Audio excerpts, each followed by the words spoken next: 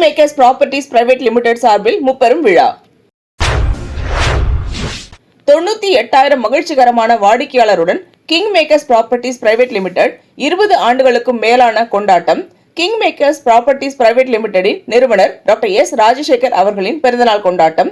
மண் வாசனை 2.0 grand launch என 3 நிகழ்ச்சிகளை இணைத்து முப்பெரும் விழாவாக கொண்டாடப்பட்டது. நடைபெற்ற இந்த விழாவில் சிறப்பு விருந்தினர்களாக திரைப்பட இயக்குநர்கள் மற்றும் நடிகர்கள் பாக்யராஜ், பாண்டியராஜன், தியாகராஜன், நடிகர் செந்தில், நடிகர் பிரசாந்த், நடிகர் ஆர்.கே. எனும் Radhakrishnan, doctor A. Henry, doctor V. Ponraj, வெற்றி, சி.ஆர். பாஸ்கரன், ஷேக் தாவூத், நீதிபதி எஸ்.கே. கிருஷ்ணன் ஆகியோர் கலந்து கொண்டு சிறப்பித்தனர். இந்த விழாவில் சாதனையாளர்களுக்கு நினைவு பரிசுகள் வழங்கி கௌரவிக்கப்பட்டனர். பின்பு செய்தியாளரை சந்தித்த நிறுவனர் டாக்டர் ராஜசேகர் செய்தியாளரிடம் கூறியதாவது: 20 ஆண்டுகள் நிறைவு செய்து 21வது ஆண்டில் அடியெடுத்து வைக்கின்றோம். இந்த நாளில் மக்களின் நல்ல ஆதரவுடன் முப்பெரும் விழா நடைபெற்றது. இவ்விழாவில் சாதனையாளர்கள் 400க்கும் அதிகமானோருக்கு நினைவு பரிசுகள் வழங்கினோம். 98,000 வாடிக்கையாளர்களுடன் வீறுநடை போட்டு வளர்ந்து வருகின்றோம். நாங்கள் ஒவ்வொரு ஆண்டும் நலிந்தவர்களுக்கு பல்வேறு நலத்திட்டங்களை செய்து வருகின்றோம். பள்ளி மாணவ மாணவிகளுக்கு கல்வி உதவித்தொகை போன்ற பல்வேறு உதவிகளை செய்து வருகின்றோம். இன்று மட்டுமில்லாமல் இனிமேலும் எங்கள் நலத்திட்டங்களை தொடருவோம். மக்களால் வளர்ந்த நாங்கள் மக்களுக்கே செய்ய விரும்புகின்றோம் என்று கூறினார்.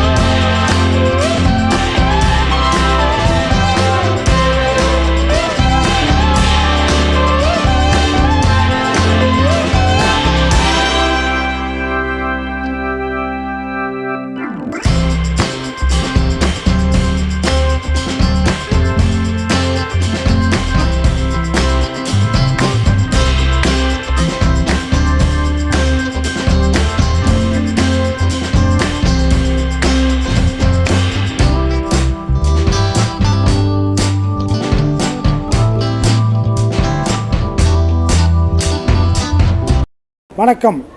இன்று சாதனைகள் பல செய்து கொண்டும் சரித்திரங்கள் பல படைத்து கொண்டிருக்கும் என் தேசம் என் மக்கள் என்ற இலக்குடன் செயல்படும் இந்த கிங்மேக்கர் நிறுவனம் 20 ஆண்டுகள் மக்கள் சேவையில் 98,000 மகிழ்ச்சிகரமான வாடிக்கையாளர்களுடன் 200 ப்ராஜெக்ட் சக்ஸஸ்ஃபுல்லாகவும் 400 எம்ப்ளாயிஸுடன் மிகப்பெரிய சக்ஸஸ்ஃபுல்லாக 20 ஆண்டுகள் செயல்பட்டு இருக்க இந்த நிறுவனம் இன்று முப்பெரும் விழா இன்றைக்கி நடைபெறுகிறது.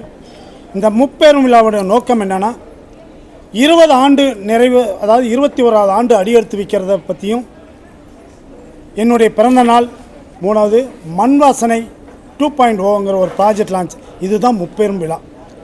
இந்த நிறுவனம் 20 ஆண்டுகள் மக்கள் சேவையில் மிகப்பெரிய சாதனை பண்ணியிருக்கு. இடைப்பட்ட காலத்தில் கொரோனாங்கிற ஒரு கொடிய நோய் வந்தப்போ விவசாயத்துடைய அருமை என்னன்னு மக்களுக்கு புரிய வச்சது. உலகம் ஃபுல்லாக இந்த கொடிய நோய் வந்தப்போ மொத்த இண்டஸ்ட்ரியும் லாக்டவுன் பண்ணாங்க. பணம் நிறைய பேர் சம்பாரிச்சிருப்பாங்க, சமுதாயத்தில் பணம் நிறைய சம்பாரித்து வச்சுருப்பாங்க. அந்த பணத்தை எடுத்துகிட்டு போய் நாளைந்து லாக்டவுன் வருது, நம்ம வீடு வாங்கிடலாம், கார் வாங்கிடலாம், வீட்டுக்கு தேவையான ஃபர்னிச்சர் வாங்கிடலாம், நல்ல துணி எடுக்கலான்லாம் யாரும் நினைக்கல. உணவு என்ன கிடைக்கணும்னு சொல்லி டிபார்ட்மெண்ட்டுக்கு கடையிலையும் காய்கறி கடையிலையும் பழக்கடையிலையும் போய் கீவில் நின்னாங்க. ஏன்னா உணவு இல்லைன்னா உலகம் அழிஞ்சிரும்னு உலகத்துக்கு புரிய வச்சது இந்த கொரோனா நோய். அப்போ முடிவு பண்ணோம் சார், விவசாயத்துடைய அருமை என்ன. 2000 ஆண்டுகளுக்கு முன்னாடியே திருவள்ளுவர் தெளிவாக சொல்லியிருக்கார். உழுதுண்டு வாழ்வாரே வாழ்வார், மற்றவரெல்லாம் தொழுதுண்டு பின் செல்வார். சுழன்றும் ஏர் பின்னது உலகம், சுழன்றும் உழுவே தலை. அதாவது விவசாயம் ஒன்று இல்லைன்னா உலகம் மொத்தமாக அழிஞ்சிரும். அந்த விவசாயத்துக்கு முக்கியம் கொடுக்கணும். ஒரு 8 வருஷமாக விவசாய பண்ணை சென்னைக்கு பக்கத்தில் விவசாயம் பண்ணுறவங்க மாதிரி எல்லாரும் போய் பண்ண முடியாது. நாங்கள் அந்த தொழிலை எடுத்துகிட்டு 1/4 ஏக்கர் 1/2 ஏக்கர் 1 ஏக்கர்னு விவசாய பண்ணை நிலமாக இன்றைக்கி கொடுத்துருக்கோம். வாங்கின வாடிக்கையாளர் அதெல்லாம் சந்தோஷப்பட்டிருக்காங்க. மண்ணில் போய் யாரெல்லாம் கால் வைக்கிறாங்களோ நோய் எதிர்ப்பு சக்தி தாராளமாக வரும். ஏன்னா நம்ம வாழ்கிற வாழ்க்கை விவசாயத்தை சார்ந்து தான் இருந்தால் தான் வாழ்க்கை நல்லாயிருக்கும். முன்னோர்கள் 100 வயசு வரைக்கும் வாழ்ந்தாங்கன்னா அவங்க ஆரோக்கியமாக வாழ்ந்ததுக்கு காரணம் மண்ணில் காலை வச்சாங்க, நோய் எதிர்ப்பு சக்தி இருந்துச்சு. இன்றைக்கி சிட்டிக்குள்ளே டைல்ஸு, மொசைக்ஸு, மார்பிள் வாழ்க்கை அர்த்தம் இல்லாமல் வாழ்ந்துட்டுருக்கோம். வீட்டில் ஏசி, காரில் ஏசி, ஆஃபீஸில் ஏசி, வாழ்க்கை எப்படி நிம்மதியாக இருக்கும்? அப்போ ஆரோக்கியமான வாழ்க்கை வாழணும்னா எங்ககிட்ட வாங்க, ஒரு 1/4 ஏக்கர் 1/2 ஏக்கர் இடம் வாங்கிங்க, அதில் விவசாயம் பண்ணித்தரோம். வெறும் எம்டி லேண்டாக கொடுக்கல, 10,000 ஸ்கொயர் ஃபீட் ஒரு யூனிட். அந்த 10,000 ஸ்கொயர் ஃபீட்டும் பாதுகாப்பும் பண்ணித்தரோம், பராமரிப்பும் பண்ணித்தரோம். பாதுகாப்புனா 48 கல் சுற்றி பென்சிங் கல் போட்டு ஒரு ஆடு மாடு கூட உள்ளே போகாத அளவுக்கு கம்பி வேலி போட்டு உள்ளே கேட்டு வச்சு, கார் போகிற அளவுக்கு கேட்டு வச்சு 40 மரம், தென்னை மரம், மாமரம், சப்போட்டா, நெல்லிக்காய், கொய்யா, பலான்னு 40 மரம் வச்சு அதுக்கு ட்ரிப்ரிகேஷன் போட்டு 1 வருஷம் ஃப்ரீ மெயின்டெனன்ஸ் பண்ணித்தரோம். லேண்டுடைய காஸ்ட்டு எல்லா தரப்பட்ட மக்களும் வாங்கக்கூடிய ரேட்டில் வெறும் 200 ரூபா. இன்றைக்கி ஒரு கண்ணாடி வாங்கினா கூட ஒரு ஸ்கொயர் ஃபீட் 500 ரூபா. ஆனால் லேண்டு வெறும் 200 ரூபாய்க்கு இந்த கிங் மேக்கர் நிறுவனம் கொடுக்குது. எப்படி சார் இவ்வளோ கம்மியாக கொடுக்குதுன்னு கேட்டால், வாங்கக்கூடிய லேண்டை வந்து கம்மியாக வாங்குறதில்ல, 100 ஏக்கர் பல்க் பர்ச்சேஸ் பண்ணி வாடிக்கையாளர்களுக்கு கம்மியாக கொடுக்குறோம். ஸோ இந்த வாய்ப்பை சமுதாயத்துக்கு இந்த ஊடகத்துறையும் இந்த பத்திரிக்கை துறையும் பொதுமக்களுக்கு நீங்கள் கொண்டு போய் சேர்த்திங்கன்னா இன்னும் இந்த தொழிலில் 100 ஆண்டுகள் நாங்கள் செழித்து வளர்றதுக்கு உங்களுடைய சப்போர்ட்டு தேவைன்னு தான் இந்த இடத்துல வேண்டி விரும்பி கேட்டுக்கிறேன். அதை தாண்டி எங்ககிட்ட வேலை வாய்ப்புன்னு சொல்லிக்கிட்ட இளைஞர்கள் கொண்டாந்து விட்டிங்கன்னா அவங்கள சாதிக்க வைக்க முடியும், இந்த தொழிலில் சரித்திரம் படைக்கவும் எங்களால் முடியும்னு சொல்லி 20 ஆண்டுகள் ப்ரூவ் பண்ணியிருக்கோம். அந்த வாய்ப்பை தான் இன்றைக்கி உங்கள் முன்னாடி சொல்கிறதுக்கு ஒரு வாய்ப்பு கிடச்சிருக்கு. நீங்கள் ஏதாவது எங்கிட்ட கேட்கணும் கூட கேட்டுக்கலாம். ஒவ்வொரு பிறந்த நாளும் நீங்கள் சிறப்பாக பண்ணுறீங்க. இந்த பிறந்த நாளுக்கு என்ன பண்ணியிருக்கீங்க, என்ன சொல்கிறீங்க? இளைஞர்களுக்கு என்ன சொன்னோன்னா, இளைஞர்களுடைய எதிர்காலமே இளைஞர்களுடைய கையில் தான் இருக்குது. அதை புரிஞ்சுக்கிட்டு வேலையே இல்லைன்னு சொல்கிறவங்களுக்கு நாங்கள் வேலை வாய்ப்பை நாங்கள் கொடுக்க தயாராக இருக்கோம். இளைஞர்கள் யார் வந்தாலும் அவங்களுக்கு நிச்சயமாக நல்ல ஒரு வேலை வாய்ப்பு கொடுத்து அவங்க வாழ்க்கை தரத்தை மாற்றுறதுக்கு நாங்கள் நிறைய ஐடியா கொடுக்கறதுக்கு. அப்துல் கலாம் ஐயாவோட நிறையா கனவு திட்டங்கள் வந்து நீங்கள் கொண்டு வந்திருக்கீங்க, வருஷமாக பண்ணிட்டு இருக்கீங்க. இப்போ தமிழக அரசு புதுசாக மாறி இருக்கு, அந்த திட்டத்தை வந்து நீங்கள் நடைமுறைப்படுத்துறதுக்கு கோரிக்கை கொடுத்தீங்களா? எதிர்காலத்தில் இளைஞர்களை ஒன்று திரட்டி அதெல்லாம் செய்யறதுக்கு உண்டான வாய்ப்பு கண்டிப்பாக உண்டு. அப்துல் கலாம் வந்து கனவு காண சொன்னார், தூங்கிக்கிட்டே இல்லை. கனவு திட்டங்கள் வந்து நிறைய கொண்டு வந்திருக்கீங்க அதான் கண்டிப்பாக.